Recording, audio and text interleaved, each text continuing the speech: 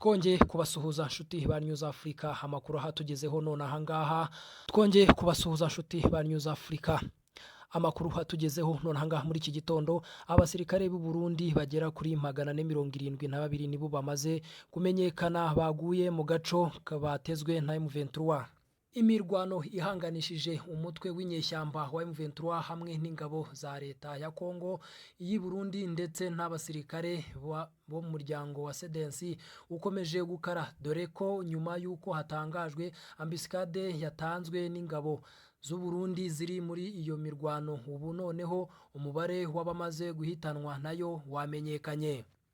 Ni agaco katezwe kuwa 25/27 Mutarama 2024 ubwo ingabo z'u Burundi zari zigabye igitero kuri M23 mu gace ka Muremure mu nkengero za Mweso muri teritwari ya Masisi mu ntara ya Kivu y'Amajyaruguru. Bikavugwa ko haguyemo abagera kuri 472, abandi 131 bagakomereka, harimo abafashwe mpiri.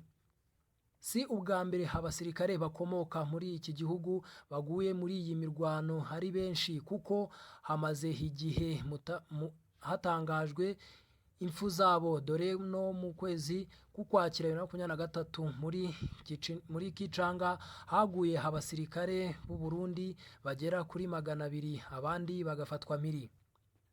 Ibintu byatumye abaturage bo muri iki gihugu basaba ubusobanuro bw'intambara abana babo bari kurwanira muri Kongo. Iyi ntambara ikomeje gufata indi ntera, kuko uko bwije nuko bukeye ihindura isura. Umutwe w'inyeshyamba wa M23 wasabye leta ya Kongo ko bagirana ibiganiro bagakemura ikibazo cy'umutekano w'iburasirazuba mu buryo bw'amahoro, nyamara leta ibihakanira kure, ihitamo inzira y'imirwano.